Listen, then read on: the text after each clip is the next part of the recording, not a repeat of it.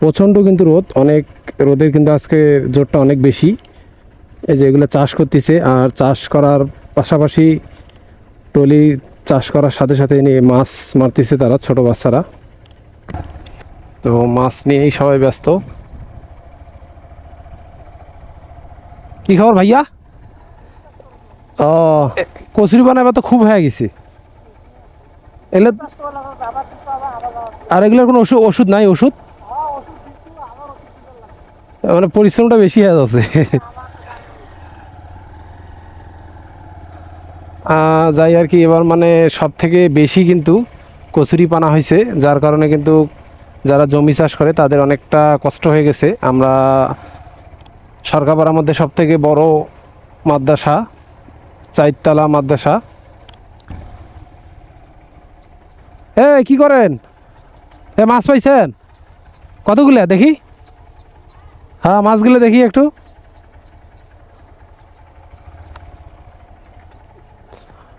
সবাই দেখতেছি কম বেশি মাছ মারতেছে, আর ওইখানে দেখেন মানে ক্যামেরা থেকে আসলে বোঝা যাচ্ছে না কতগুলা মানুষ একটা টলির পিছনে মাছ মারতেছে।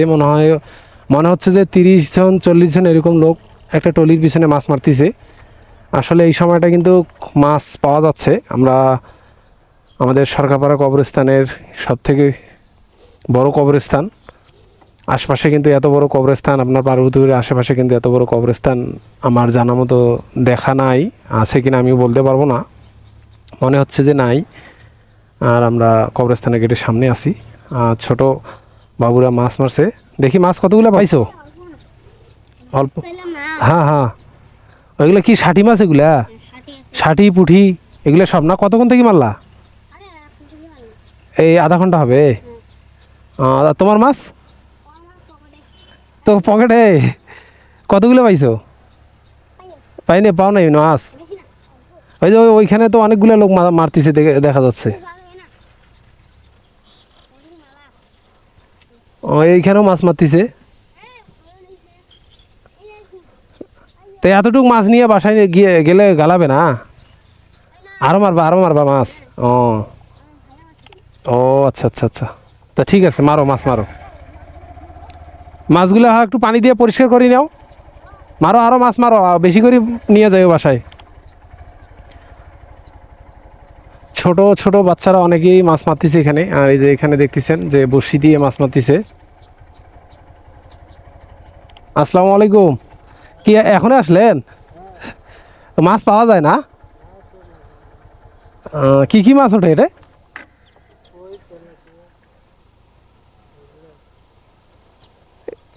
মানুষ তো দেখি টলির তো অনেকগুলো লোক মাছ মারতেছে একবারে। বড়শি দিয়ে মাছ মারতে ফিরে একটু ভালোই লাগে।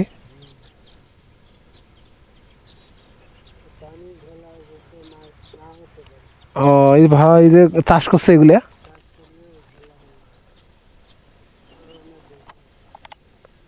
দেখেন, চেষ্টা করি, দেখেন যদি মাছ হাতে উঠে। আসলে বড়শি দিয়ে মাছ মারা এটা কিন্তু একটা শখের জিনিস। আর আমাদের সব থেকে সরকারপাড়ার যে ভ্যাটডিগি কবরস্থান বলে, নাম বলে, তো এটা হচ্ছে কবরস্থানের পাশে পুকুর। এই পুকুরে কিন্তু আমরা ছোটবেলায় অনেক মানে প্রায় আমরা আসতাম। এই মনে করেন একটু বৃষ্টি হলে বা যে কোনো সময় আমরা যখন ছোট ছিলাম তখন এইখানে এসে গোসল করতাম। আর তখনকার পরিবেশটা আর তখনকার যে পুকুরের পানিটা অনেকটা পরিষ্কার ছিল। এখন কিন্তু সেরকম একটা নাই, পানিটা কিন্তু সেরকম পরিষ্কার নাই। আর পরিষ্কার না থাকার একমাত্র কারণ হচ্ছে মানে এখানে ওই বিভিন্ন ধরনের খাদ্য, মানে নোংরা খাদ্য দেওয়ার কারণে পানিটা আসলে আগের মতো পরিষ্কার থাকে না। তো দেখেন আমাদের কবরস্থানটা কত বড় কবরস্থান, আর কবরস্থানের পাশে দেখেন কত বড় পুকুর। পার্বতীপুরে কিন্তু এই ধরনের এত বড় একটা কবরস্থান আসলে দেখা যায় না। আর এই পাশেই কিন্তু দেখেন হিন্দুদের কবরস্থান এটা। এখানে হিন্দু যারা আছে, হিন্দু জাতি, তারা এখানে মাটি দেয়। এটা ঘিরে সুন্দর করে ঘিরে রাখছে। তো এই রাস্তা দিয়ে আপনি আমাদের সামনে যে গ্রামটা দেখতে পাচ্ছেন এটা হচ্ছে আমেরিকান ক্যাম্প। নাম সবাই আর কি ক্যাম্পো বলে ডাকে। ক্যাম্পো বললে সবাই চেনে, আমেরিকা এবং ক্যাম্প বললে অনেকে চিনে না। কিন্তু পাশের যে পুকুরটা দেখতেছেন এটা হচ্ছে খন্তা নামে পরিচিত। এই ছোট ছোট বাবুরা এখানে দেখতে পাচ্ছি মাছের ভাড়া নিয়ে বের হয়েছে। দেখি তারা কতটুক মাছ পাইছে। কতগুলো মাছ পাইছো? এখনই আসলা নাকি? তোমাদের বাসা কই? এই এই আমেরিকান ক্যাম্পে? ও আচ্ছা আচ্ছা, ও কেবল আসলা? দুপুরে খাওয়া দাওয়া করছো? আচ্ছা, খাওয়া দাওয়া করে এখন মাছ মারবা নাকি? মারো। এই এই পানি এখানে কি মাছ পাওয়া যাবে? ওইদিকে মনে হয় বেশি মাছ পাওয়া যেত সামনে। পানি বেশি না? ও আচ্ছা আচ্ছা, আচ্ছা মারো। দুই দিকে দুইটা বড় পুকুর। আর আর আমেরিকার ক্যাম্পের যে সামনে দেখতেছেন এটা হচ্ছে মাঠ। এখানে প্রায় সম্ভবত আমার স্মরণ হচ্ছে না, 2-3 বছর বা 4-5 বছর আগে কিন্তু এখানে বৈশাখী মেলা হইতো। আসলে যে কোনো একটা কারণে এই মেলাটা আর কি তুলে নিছে গন্ডগোল হওয়ার কারণে, আর মেলাটা হয় না। তো আমরা আমেরিকান ক্যাম্প যেটা বলে, আমরা এই গ্রামের ভিতরে ঢুকে পড়ছি। এদিক দিয়ে আমরা টার্মিনালে যাব। আর হচ্ছে এই আমেরিকান ক্যাম্পের যে ঈদগাহ মাঠ বলে, ঈদগাহ মাঠ যে ঈদের নামাজ পড়া হয়, তো এটা হচ্ছে ঈদগাহ মাঠ। এটা হচ্ছে আমেরিকান ক্যাম্পের ঈদগাহ মাঠ। ঈদে তারা এখানে নামাজ আদায় করে।